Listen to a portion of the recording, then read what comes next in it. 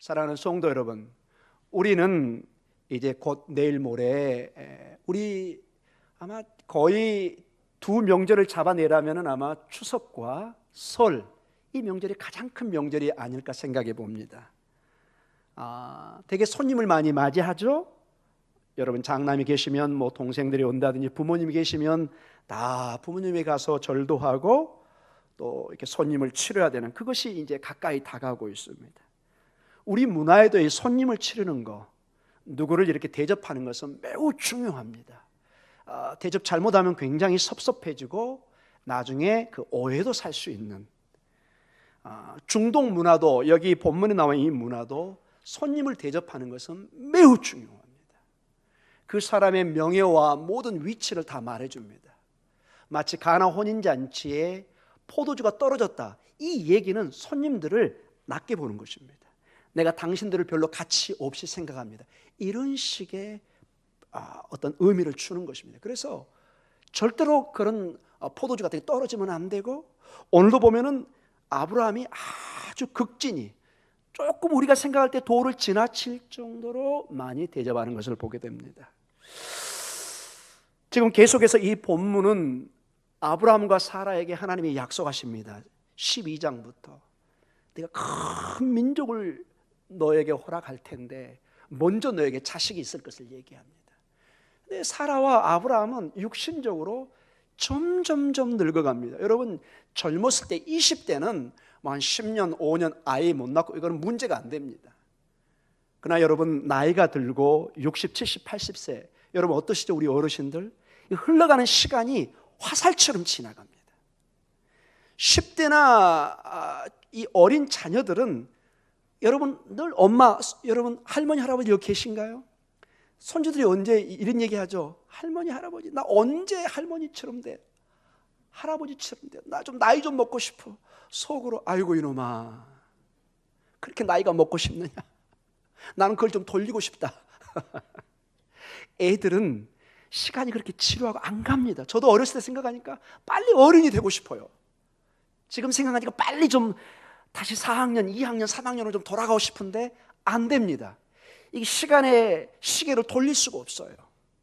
근데 놀랍게도 이 사람의 느낌인데, 같은 시간이 가는데 아이들이 느끼는 시간과 어른들, 그리고 우리 어르신들이 느끼는 시간은 전혀 다릅니다. 너무 빨리 가요. 가도 너무 빨리 가요. 떡국 어제 먹은 것 같아 오늘 또 먹어요, 느낌이. 그래서 떡국이 어쨌든 싫어요. 그렇다고 여러분 떡국 먹지 말라는 얘기는 아닙니다. 그렇게 명절에 떡국을 먹으면서 어르신들은 오늘 다르고 내일 다르고, 저희 부모님도 뵈니까 제가 잠깐 유학 중에 나와서 건강하셨어요. 다음에 와보니까 아버님이 일어나질 못하세요.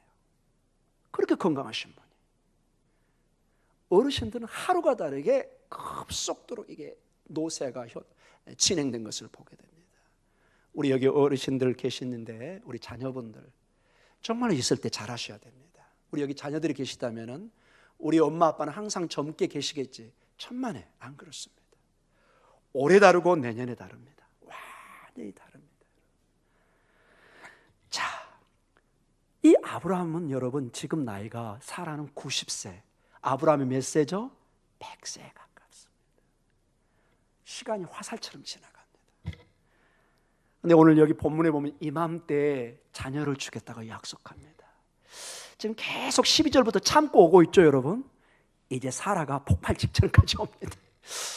아니 주시려면 빨리 주시지, 지금 점점점 내 몸은 다 끝나가는데 약속만 주시고 결과는 주지 않고 너무 힘듭니다. 내가 이렇게 늙어가는데 내가 어떻게 아이를 임신할 수 있단 말인가.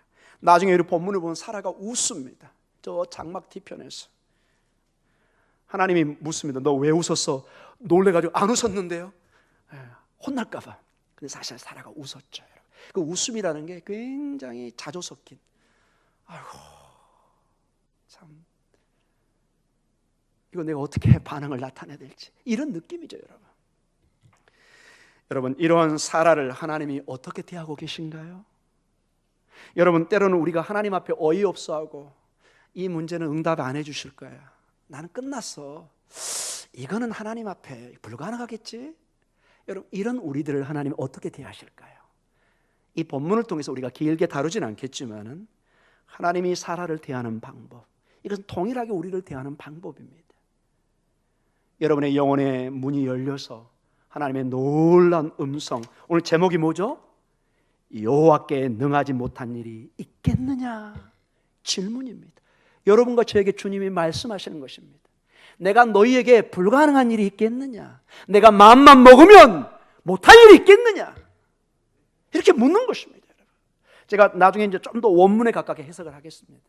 이 해석은 나에게 힘든 일이 있겠느냐? 내가 일을 하는데 낑낑대는 일이 있겠느냐? 너희는 낑낑대고 힘들어하지만 나는 그런 존재가 아니라는 것입니다. 하나님은 근본적으로 피곤이 없으세요. 졸지 않으세요. 주무시지 않으세요. 근본적으로 여러분과 저하고 다른 차원의 세계의 분입니다. 그분이 간섭하시고 역사하시면 불가능이 없는 줄 믿습니다. 여러분의 음성을, 하나님의 음성을 들으시기 바랍니다. 여러분에게 누구누구 장로야, 권사야, 집사야, 내가 너에게 능치 못할 일이 있겠느냐? 김진학 목사, 너에게 능치 못한 일이 있겠느냐? 하나님의 일을, 하나님의 뜻을, 이게 분명히 하나님의 뜻이라고 그러면은 하나님의 때에 반드시 하나님이 가능케 하시는 것을 믿으시기 바랍니다.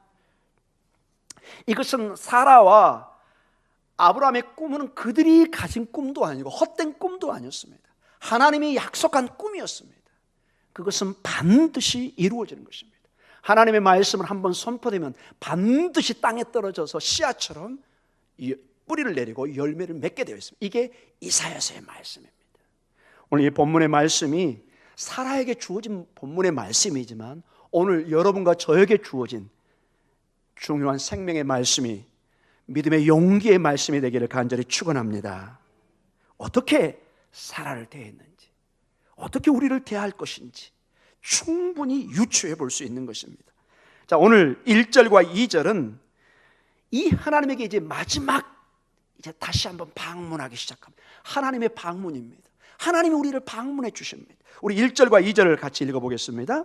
여호와께서 마므레의 상수리 나무들이 있는 곳에서 아브라함에게 나타나시니라. 날이 뜨거울 때 그가 장막문에 앉아 있다가 눈을 들어본즉 사람 셋이 맞은편에 서 있는지라. 그가 그들을 보자 곧 장막문에서 달려나가 영접하며 몸을 땅에 굽혀.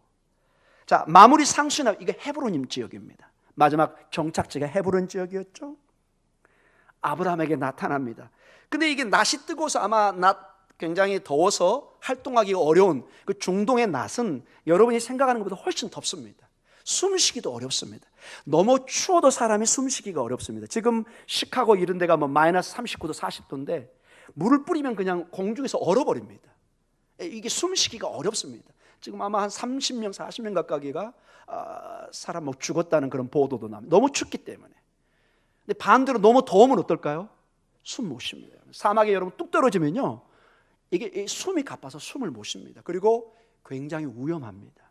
거기에 장시간 노출되면 일사병이라 그래서 굉장히 사람이 위험해집니다. 그래서 이 아브라함도 지금 장막문의 앞에 앉아 지금 쉬고 있습니다. 너무 더워서 그 중동 지역은 반드시 한 2시간 정도 낮에 낮잠을 자게 되어 있어요. 굉장히 뭐 게을러 보이지만 그게 아니라 그게 그들의 삶의 방식이에요. 그 시간에 안 쉬어주면 건강을 지킬 수가 없어요. 그래서 낮에는 꼭 쉬어줘야 돼요. 그래서 아브라함이 쉬고 있는데 2절에 보니까 눈을 들어본 즉 사람 셋이 맞은편에 떡 서 있는 거예요. 아니, 사람이 저기 오면 뭐가 보여야 될 텐데 잠깐 그냥 딱 보는데 하나님이 갑자기 나타난 것입니다. 여러분, 하나님의 나타나시면 이렇게 여러분에게 갑자기 나타날 수 있다는 것을 받아들이시기 바랍니다. 하나님이 멀리 보이고 안 보이는 것처럼 보이지만 오늘 기도하는 가운데 여러분의 마음의 음성으로 내가 여기 있다, 때로는 터치할 때가 있습니다. 저도 가끔씩 그런 경험을 유학 중에 있어요. 정말로 어려울 때, 나 이젠 죽었구나 할 때 이 마음의 음성을 가끔 들을 때가 있습니다. 여러분도 분명히 듣습니다. 하나님의 사람은 반드시 듣게 되어 있습니다. 무언가 마음의 느낌이 옵니다. 그게 음성입니다. 지나가 뭐 이런 게 아니고 마음으로 듣습니다. 정말 내가 죽을 것 같은데 하나님의 따스한 손길과 위로의 음성이 터치하는 게 있습니다.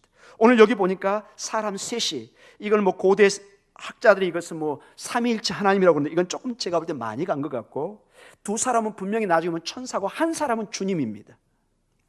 되게 이 주님을 성육신하신 뭐 예수님 이렇게 얘기하지만은 여기서는 그저 여호와로 보겠습니다. 근데 이 세 사람이 서 있는데 아브라함은 직감적으로 느껴요. 아브라함도 여러분 족장이고, 우리가 이미 보았죠? 소돔에서 막 싸우고 이기기도 하고 300명을 거느리게 하고 굉장한 부유하고 큰 권력과 힘을 가졌던 사람이 함부로 누구에게 머리 안 숙입니다. 근데 여기 보니까 2절에 뭐라고 그러죠? 영접하면 몸을 땅에 굽혀 완전히 이렇게 엎드리는 거예요. 쫙. 마치 종이 그 주인 앞에 쫙 엎드리듯이. 이 세 사람을 볼 때 영적으로 범접할 수 없는 어떤 어마어마한 영적인 권위를 느낀 겁니다. 단순히 영접할 뿐만 아니라 몸을 땅에 굽힙니다. 쫙 엎드립니다. 하나님의 방문은 이렇게 예상치 못하게 있습니다. 눈을 들어보니까 하나님이 이렇게 앞에 서 있는 것입니다. 예상치 못한 하나님의 방문. 하나님의 방문은 기도하는 자에게는 항상 좋은 것으로 방문할 줄 믿습니다. 아멘. 위로해주고 격려해주고 끌어주고, 또 도저히 길이 보이지 않는 그곳에 하나님께서 길을 보여주시고 길을 뚫어주시고 함께 동행해 주실 줄 믿습니다. 그리고 3절에서 5절에 이 손님을 대접하는 모습이 나옵니다. 우리 3절에서 5절까지 읽습니다. 이르되 내 주여 내가 주께 은혜를 입었사오면 원하건대 종을 떠나 지나가지 마시옵고 물을 조금 가져오게 하사 당신들의 발을 씻으시고 나무 아래서 씻소서. 내가 떡을 조금 가져오리니 당신들의 마음을 상쾌하게 하신 후에 지나가소서. 당신들이 종에게 오셨음이니이다. 그들이 이르되 내 말대로 그리하라. 아멘. 벌써 영어 칭호가 다릅니다. 3절에 뭐라고 부르죠? 내 주여. 주께 은혜를 입었고. 지금 아브라함은 뭔가 설명할 수 없는 엄청난 하나님의 임재를 느끼고 있는 것입니다. 때로는 여러분은 어떤 기도할 때 하나님의 어떤 우리가 도저히 표현할 수 없는 하나님의 임재를 느낄 때가 있습니다. 굉장히 막 그냥 닭살이 돋쳐도 엄습해오는 어떨 때 하나님의 임재, 하나님의 그 함께 하심, 도저히 표현하기 힘든, 아마 여러분의 인생에 가끔씩 그런 임재 경험이 있었을 것입니다. 그것이 없다면 앞으로 있기를 원합니다. 여러분이 그런 체험을 하셔야 됩니다. 그런 체험이 있는 사람은 기도를 하게 되어 있습니다. 하나님 앞에 좀 더 나아가게 됩니다. 하나님이 지금 역사하고 계시는구나, 하나님이 지금 내 기도를 듣고 계시구나. 하여튼 무언가 설명할 길은 없는데 하나님의 강력한 어떤 그 전기의 에너지처럼 느껴지는 것이 있습니다. 지금 아브라함은 이 손님 접대가 이게 보통이 아닙니다. 기본적인 일단 접대를 합니다. 4절에 물을 가져옵니다. 중동 쪽에 가장 먼저 손님에게 가져와야 되는 게 뭘까요? 물입니다. 물. 저도 늘 이런 물을 이런 식으로 딱 이걸 이렇게 들고 다니는, 항상 가이드 할 때나 뭐 할 때나 항상 손에 이렇게 물을 들고 다니면서, 한참 가이드를 할 때 하도 물을 먹으니까 한국의 한 그 교회 권사님인가 장로님이 저한테 그랬습니다. 저기 목사님, 전사님, 또 죄송한데 물을 너무 자주 드셔서 제가 걱정스럽게 얘기합니다. 혹시 당뇨가 계신 건지? 아닙니다. 이렇게 안 먹으면 저 죽습니다. 나중에 그분이 여행을 성지순례 마치고 제 말을 이해를 했어요. 본인이 저보다 더 물을 더 많이 마셔요. 힘들어가지고 물을 떠들어줘야 됩니다. 물. 그거 안 마시면 정말 위험합니다. 반드시 물을 먼저 줘야 됩니다. 그리고 이 중동 쪽에 저도 있지만은 소금을 이렇게 차고 다니는 사람도 있습니다. 소금 안 먹으면 머리가 굉장히 위험합니다. 너무 땀을 많이 흘리니까 저녁쯤 되면은요, 남자들이 이걸 뭐라고 그러죠? 벨트, 그 혁대 같은데 그 하얀 게 묻어 있어요. 그건 뭔가요, 여러분? 소금이 그렇게 묻어 있어요. 거의 매일. 이 옷에 막 이런데 소금기가 막 묻어 있습니다. 얼마나 이게 땀이 증발되면 소금기가 남아있는. 이게 여러분 한국은 잘 이해가 안 갈 거예요. 중동 쪽은 아주 흔한 일입니다. 소금도 많이 먹어야 되고 물을 줘야 되고, 그 다음에 5절에 떡을 조금, 피타 같은 빵입니다. 빵을 해서 급하게 그들이 이렇게 허기를 달래게 하는 그런 모습이 전형적인 고대 근동의 이 중동적의 손님을 대하는, 그러나 뭔가 여러분 영원한 이 칭호가 하나님의 특별한 임재를 느끼고 지금 나아가는 것을 보게 됩니다. 3절, 4절, 5절까지는 그저 평균적인 환대로 보시면 됩니다. 그런데 6절에서 8절까지는 이제 환대가 훨씬 깊은 환대로 발전되고 있는 것을 봅니다. 이건 특별한 손님에게만 하는 것입니다. 우리 6절에서 8절까지 읽겠습니다. 아브라함이 급히 장막으로 가서 사라에게 이르되 속히 고운 가루 3쌀을 가져다가 반죽하여 떡을 만들어 하고, 아브라함이 또 가축대 있는 곳으로 달려가서 기름지고 좋은 송아지를 잡아 하인에게 주니 그가 급히 요리한지라. 아브라함이 엉킨 젖과 우유와 하인의 요리한 송아지를 가져다가 그들 앞에 차려놓고 나무 아래에 모셔 섬에 그들이 먹으니라. 여러분, 그 중동의 목축이 주로 이루어지죠. 그래서 여러분 흔히 생각에 그들은 양들과 염소를 많이 키니까 고기 가져오는 게 쉬울 거다 생각하는데 훨씬 어렵습니다. 이 중동 지역에 목축을 하는 사람들은 그 고기를 먹기 위해서 양과 염소를 키우지 않습니다. 대개 목적은 이 가장 중요한 게 여기 나와 있는 그 젖, 우유와 털, 이런 것을 원하지 고기를 뭐 1, 2년 키워가지고 뭐 그런 것이 아닙니다. 한 예로 제가 이 말씀을 보다 생각이 나더라고요. 여러분, 여기 장사하시는 분들이 계시죠?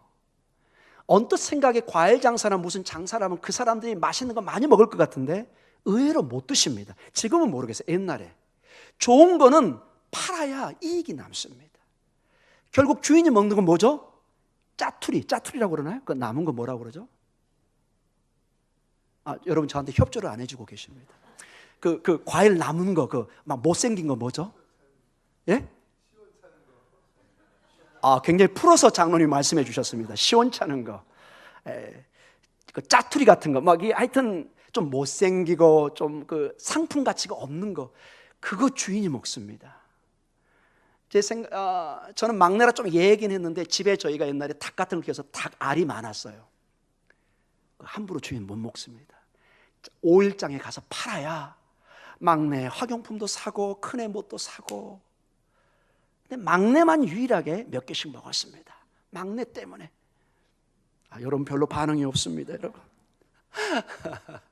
실제로 이 닭이나 달걀 주인은 많이 못 먹습니다. 왜냐? 그걸 팔아야 돈이 나오니까. 여기 양들 여러분 절대 함부로 잡지 않습니다. 정말 이거는 아브라함이 특별한 손님이라고 느낀 겁니다. 여러분 손님 오는데 막 집에 함부로 막 닭 잡고 뭐 염소 잡을 수 있겠어요? 소 잡고 돼지 잡고 거의 불가능합니다. 여러분. 정말로 귀한 손님. 예를 들어 뭐 100년 손님이 되니까 닭 잡아주지, 저희 같은 사람 가면은 닭 다리도 안 줍니다, 여러분.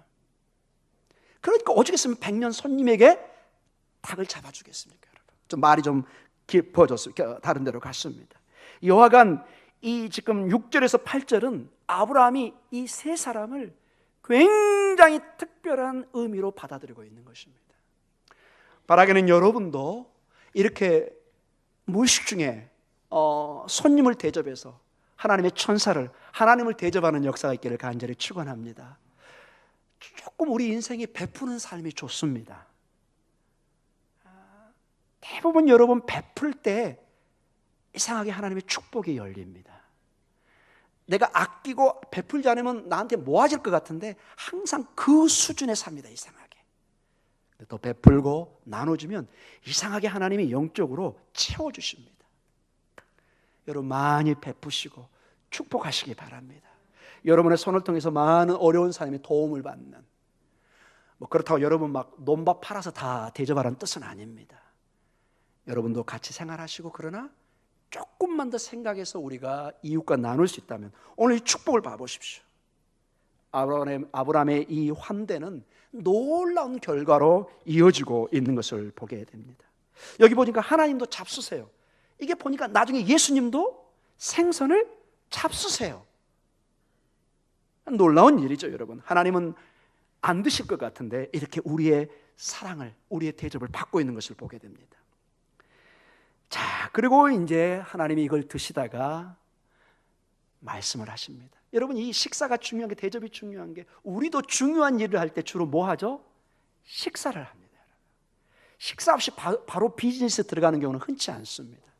대개 식사를 통해서 마음이 열어지고 중요한 비즈니스를 하는 것처럼 성경의 원리 같습니다. 그게 보니까 오늘 9절과 10절에 이제 하나님이 축복의 말씀, 약속의 말씀을 다시 확언하십니다. 9절 10절입니다. 그들이 아브라함에게 이르되 내 아내 사라가 어디 있느냐 대답하되 장막에 있나이다. 그가 이르시되 내년 이맘때가 내가 반드시 내게로 돌아오리니 내 아내 사라에게 아들이 있으리라 하시니 사라가 그 뒤 장막문에서 들었더라. 아멘. 여러분 왜 이렇게 9절에 내 아내 사라가 어디 있느냐 이렇게 물었을까요? 이거 우리 문화로 보면 이 본문 이해 못합니다. 여러분 우리 문화는 손님이 오면 주로 누가 막 대접을 하나요? 여성들이 하시죠. 아내가 또는 누나가 동생들이 주로 남성들은 대화를 하고 고쳐야 되겠지만은 저부터 고쳐야 되겠죠. 주로 여성들이 이렇게 대접을 합니다. 근데 여러분 중동에 좀 변해나면 좀 제가 있을 때 중동 제가 여행을 해보니까 식당에 가서 여자 종업원을 보기가 거의 불가능합니다. 중동 지역은 다 남자들이 서비스를 합니다.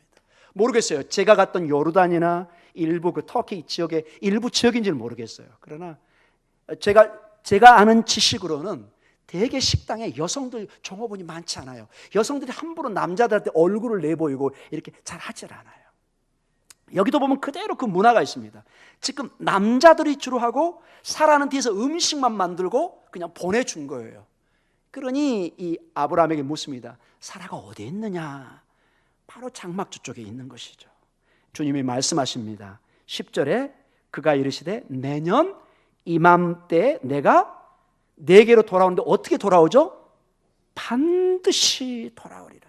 히브리어도 아주 강조용으로 이제는 더 이상 내가 아들을 주겠다 이렇게 하지 않고 시간을 못 박아줍니다. 내년 이맘때 반드시 내가 돌아오리라. 이제는 정말 하나님의 때를 정해줍니다. 대개 하나님은 이렇게 하지 않으신데 정말로 이제 사라와 아브라함이 어떤 한계까지 간 겁니다. 지금 반드시 내게 돌아오리라. 확고한 하나님의 약속의 이행을 이제 못 박아줍니다. 이거에 사라의 반응이 나옵니다. 11절에서 12절입니다. 우리 같이 한번 읽어볼까요? 아브라함과 사라는 나이가 많아 늙었고 사라에게는 여성의 생리가 끊어졌느니라. 사라가 속으로 웃고 이르되 내가 노쇠하였고 내 주인도 늙었으니 내가 무슨 즐거움이 있으리요. 사라가 속으로 웃습니다. 아이고 참 저분들 말씀은 고맙고 하는데 권사님도 오해 없기 바랍니다. 우리 권사님들 우리 어르신들 하나님이 나타나서 우리 누구누구 권사님 늦둥이 하나 드릴까요? 아이고 하나님 무슨 농담을 그런 농담을 제가 무슨 기네스북에 올라갈 일이 있습니까? 그런 농담하지 마세요. 예, 충분합니다. 저는 지금 하늘나라 갈 준비하고 있습니다. 이제 아마 그렇게 답을 줄지도 모르겠습니다. 지금 사라가 이때가 90세입니다. 거의 나이가. 남편이 100세 가까이 되고. 두 가지 반응이죠. 사라는 웃습니다. 그리고 질문합니다. 내가 노쇠였고 내 주인도 늙었으니 내가 무슨 즐거움이 있을까? 여기서 노쇠하단 말이 좀 특이한 표현입니다. 노쇠하다 번역이 잘 되어 있습니다. 주로 이 신명기 8장 4절이나 신명기 25장 5절에 보면은 옷이 헤어지다, 낡아지다 할 때 이 발라라는 동일한 단어를 씁니다. 즉 오랫동안 써서 더 이상 쓸 수 없게 낡아지고 헐었다는 뜻입니다. 여러분 옷을 입고 꼬매도 적당히 해야지. 여러분 아마 혜정 집사님 잘 모르실 거예요. 이거를 알 수 있으려나 모르겠네. 40년 50년 전에 이 겨울에 제가 남의 집을 잘 안 갔습니다. 왜 그랬을까요? 두 가지 이유 때문에. 첫째, 이 손 위가 너무 시커매요. 막 너무 지저분해, 막 쩍쩍 벌어져요. 그 다음에 하나가 있었어요. 양발을 너무 겨우 신어가지고 이게 막 자꾸 뭐가 붙어 있어요. 이게 특히 여학생들한테는 매우 창피해요. 제가 교회 임원이었는데 주로 그런데 안 들어가려고 했어요. 다른 사람 다 그러는데 여학생들한테는 안 보여주고 싶어요. 지금은 이것도 멋이다, 패션이다 그리고 보여줄 것 같은데 옛날에 근데 이 옷도 양말도 교회 입는 것도 한계가 있지. 몇 병 교회하면은 자꾸 달아가지고 안 돼요. 이제 옷이 다 헤어져가지고 더 이상 꼬맬 수도 없고 더 이상 입을 수도 없어요. 그런 식으로 내 몸이 이제는 쇠했습니다. 이런 표현을 쓰고 있어요. 즉 인간적으로 불가능합니다. 이 헌옷을 내가 도저히 더 이상 재활용할 수 없는 것처럼 내 몸은 끝났습니다. 이 뜻입니다. 노쇠하다. 자, 물론 우리 인간적으로 그렇게 표현할 수 있죠. 실제 불가능하죠, 여러분. 어떻게 이게 가능합니까? 90세. 여러분, 어떤 기네스북에 100세 된 90세 된 할머니 할아버지가 애를 낳았다는 기록이 어디 있습니까? 한 60세까지는 들어본 것 같아요. 필리핀가 어디선가. 그러나 90세, 100세 저는 한 번도 못 들어봤습니다. 기록이 없습니다. 자, 이런 반응에 주님이 이렇게 말씀하십니다. 13절에서 15절입니다. 같이 읽습니다. 여호와께서 아브라함에게 이르시되 사라가 왜 웃으며 이르기를 내가 늙었거늘 어떻게 아들을 낳으리오 하느냐. 여호와께 능하지 못한 일이 있겠느냐. 기한이 이를 때 내가 내게로 돌아오리니 사라에게 아들이 있으리라. 사라가 두려워서 부인하여 이르되 내가 웃지 아니하였나이다. 이르시되 아니라 내가 웃었느니라. 아멘. 자, 사라는 이것을 불가능하게 생각합니다. 그래서 여기 보면은 내가 왜 웃었느냐, 이 13절에 보면은 사라가 이렇게 그냥 얼떨결에 웃었겠죠. 속으로 그냥 그 말도 안 돼 아마 그랬겠죠. 근데 주님은 주님이시기 때문에 아무리 마음속으로 웃었지만 정확하게 사람의 심령을 아니까 그 마음을 알고 왜 웃었느냐 이렇게 묻습니다. 세상에 어찌하여 사라가 웃고 있느냐 이렇게 반응을 나타낼 수 있어요. 의역을 하면 그렇게 됩니다. 이 원어를 보면은 어찌하여 사라가 웃고 있느냐. 하나님이 약간 놀라는 식으로 이거 좀 심한 번역인가요? 내 말이 말 같지 않아 들리니? 이렇게 아마 했을 수도 그런 뉘앙스가 있겠습니다. 사라야, 아브라함아, 너희는 나를 무엇으로 생각했느냐? 내 말의 권위를, 내 약속을 너희는 어떻게 생각하느냐? 내 말이 우습게 들리니? 내 말이 얼마나 중요한 말인지 너는 아직 깨닫지 못하고 있구나. 이런 뉘앙스도 띄고 있는지도 모릅니다. 즉 여기 이 말을 사라가 왜 웃으며, 이 말은 세상에 어찌하여 사라가 웃고 있느냐 이렇게 번역이 가능한 본문입니다.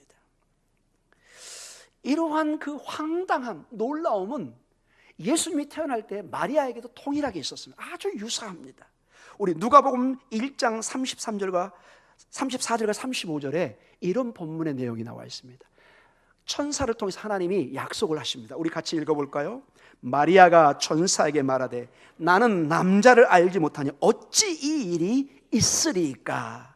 천사가 대답하여 이르되 성령이 내게 임하시고 지극히 높으신 이의 능력이 너를 덮으시리니 이러므로 나실 바 거룩한 이는 하나님의 아들이라 일컬어지리라. 아멘.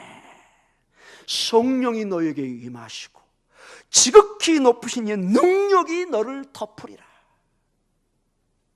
즉 오늘 본문에 나와 있는 14절에 여호와께 능하지 못한 일이 있겠느냐 묻는 것입니다. 여러분, 이 말씀은 한마디로 제가 소도도 얘기했지만은 어떤 것이 하나님께 어려운 일이 있겠느냐 이 뜻입니다. 여러분, 한마디로 나에게 힘겨운 일이 있겠느냐. 조금 우리식으로 아주 적나라하게 번역하면 내가 어떤 일을 할 때 낑낑대는 것을 가능하겠느냐. 너희는 그럴지 모르지만 나에게는 어떤 것도 어려운 일이 없단다. 사랑하는 성도 여러분, 하나님은 어떤 것도 힘든 일이 없습니다. 하나님은 불가능이 없으십니다. 하나님이 작정하시고 약속한 것은 우리 이성으로는 도저히 이해할 수 없는 일이지만 반드시 일어날 줄 믿습니다. 사랑하는 성도, 이걸 믿으셔야 됩니다. 여러분의 인생에 몇 번의 중요한 기도하는 사람들에게 기회가 주어집니다. 세상도 인생에 3번 정도의 절대적 운명을 바꾸는 기회가 주어진다고 얘기합니다. 기도하는 사람에게도 제가 나이가 좀 어리지만 많은 듣는 경험과 제 경험해 볼 때 중요한 하나님이 주시는 몇 번의 기회가 있습니다. 불가능해 보입니다. 그 중에 하나가 제가 유학 간 거였습니다. 저는 제 환경에 갈 수가 없었습니다. 한 달에 몇백만 원씩 들어가는데 저희 가정 형편상 불가능합니다. 여러분, 제가 하루에 6시간 이상씩 미친 듯이 기도했습니다. 수개월. 남들이 제가 약간 미쳤다고 할 정도로, 뭐 남들이 뭐라 하든 저는 반드시 가서 공부를 해야 된다는 분명한 저는 음성이 있었고 확신이 있었고, 그러나 형편은 전혀 이것을 도와주질 못했어요. 방법은 오직 가족이 아니라 하나님이라는 것을 분명히 알았어요. 하나님이 이 마음을 주셨으니 하나님 반드시 인도해 주십시오. 정말로 제가 마치고 돌아온 것입니다. 저는 그래서 아주 자신 있게 여러분에게 말할 수 있습니다. 그리고 또 하나, 제가 이 목동 중앙교회 올 때 제가 한번 얘기했나요? 제가 하루에 6만 보 이상을 걸었습니다. 이 문제를 놓고 기도하고. 여러분도 저를 놓고 이 사람을 청명할까 말까 했지만 저도 너무너무 중요한 일이었어요. 목동 중앙교회를 제가 가야 되는지 말아야 되는지, 아니면 다른 교회를 가야 되는지, 아니면 내가 미국으로 가야 되는 건지, 여러 환경의 조건이 있었습니다. 계속 기도했습니다. 여러분 6만 보 한번 걸어보십시오. 이게 쉬운 걸음인가? 다리가 후들거립니다. 어떨 때는 계속 묻습니다. 하나님 뜻이 아니면 저 여기 보내지 마십시오. 여기에 맞는 사람을 보내십시오. 여러분 기도하셔야 됩니다. 여러분에게 분명히 하나님이 역사하는, 기도하는 사람에게 하나님이 역사하는 때와 하나님이 분명한 어떤 메시지가 주어질 때가 있습니다. 그것이 때로는 불가능해 보일 때도 있습니다. 그러나 그 일을 통해서 하나님의 영광이 드러나는 걸 확신이 들으시면 꼭 붙잡고 기도하시기 바랍니다. 기도의 에너지, 물론 기도가 모든 걸 바꾸는 건 아니지만 성경은 동시에 기도가 하나님의 신비의 문을 여는 놀라운 도구로 사용하십니다. 주님까지도 중요한 일에 기도하셨습니다. 기도하실 때 여러분에게 주의 음성이 들릴 줄 믿습니다. 여호와께 능하지 못한 일이 있겠느냐? 여러분 자녀의 문제로 기도하고 있습니까? 사업의 문제로 기도하고 있습니까? 중요한 어떤 건강의 문제 기도하십니까? 누구에게 여러분 매달리기를 원합니까? 야곱처럼 여러분 야복강에 간절한 기도가 있어야 됩니다. 차라리 저를 여기서 죽이십시오. 축복하지 않으면 잘 못 갑니다. 여러분이 정말 그 일이 그렇게 간절하다면 그 정도로 매달려야 됩니다. 여러분이 사실은 간절하지 않기 때문에 물러나는 것입니다. 아쉬울 게 없으면 물러납니다. 여러분이 또 다른 방법이 있으면 물러나는 게 돼 있습니다. 그러나 이거 외에는 나는 죽습니다. 이거 외에는 나는 방법이 없습니다. 그때는 정말로 눈물 콧물 다 쏟고 그 자리에 남아있는 것입니다. 다 떠나는데 그 사람은 거기서 몸부림치고 있는 것입니다. 사랑하는 성도 여러분, 눈물로 몸부림치는 기도의 어머니가 망하지 않듯이 하나님의 뜻을 붙들고 기도하는 사람은 능치 못할 일이 없는 줄 믿습니다. 저는 여기에서 어떤 요술 이것을 얘기하지 않습니다. 분명히 성경에 나와 있는 사건을 가지고, 본문을 가지고 주님이 직접 사라에게, 아브라함에게 주신 말씀, 이 말씀이 기록되어 있다는 것은 여러분과 저에게도 가능한 얘기라는 것입니다. 저는 이것이 동일하게 일어난다고 100% 장담하지는 않습니다. 그러나 이 신비의 기도의 세계, 믿음의 세계는 우리가 이해할 수 없는 일이 2000년 동안 수많이 일어났습니다. 여러분의 주변에도 많은 그런 간증이 있을 것입니다. 왜 그 간증이, 그러한 기도가 다른 사람에게만 일어나야 됩니까? 여러분에게 일어나도록 기도하시기 바랍니다. 그 은혜가 내 가정에게, 내 자녀에게, 내 사업에 일어나게 해 주시옵소서. 대신 이 일을 통해서 여러분 이삭이 나중에 이삭이 나죠. 하나님의 위대한 영광을 드러내는 그런 사람이 됐습니다. 여러분의 그 기도와 그 목표가 내 욕심이나 욕망의 채움이 아니라 하나님의 영광을 위해서 기도하면은 저는 반드시 응답해 줄 줄 믿습니다. 사랑하는 성도 여러분, 사라는 웃습니다. 너무 두려워서, 그리고 웃지 않았다고 숨깁니다. 주님은 아십니다. 네가 웃었다. 그런데 사라는 두려운 가운데 웃고 받아들일 수 없어서 그저 웃었을 줄 모르지만 하나님은 그 웃음을 놀라운 축복으로 변화시킵니다. 나중에 그 아들의 이름이 뭐라고요? 이삭, 이츠하크입니다. 웃는 자라는 뜻입니다. 이삭은 위대한 하나님의 족장이 됐고 우리 믿음의 조상이 되었습니다. 그 자손 후손을 통해서 예수님이 태어나고 구원의 역사가 이어진 것입니다. 우리가 때로는 연약해서 웃는 모습이냐, 하나님 우리의 연약함을 들어서 진정한 웃는 자, 진정한 승리자, 하나님의 영광이 들어지는 그러한 자로 만들어질 줄 믿습니다. 오늘 하나님께서 연약하지만 아브라함과 특별히 사라에게 미소를 띄웁니다. 웃음을 던집니다. 그 하나님께서 여러분의 얼굴 위에, 여러분 자녀들 위에, 여러분의 생업 위에 주님의 놀라운 축복의 미소, 웃음이 가득하기를 간절히 축원합니다. 그러한 사람에게 주님이 다시 한번 도전해 옵니다. 너희는 이렇게 고백해라. 여호와께 능하지 못할 일이 있겠느냐? 아멘. 믿음대로 될 줄 믿습니다. 우리 같이 기도하겠습니다.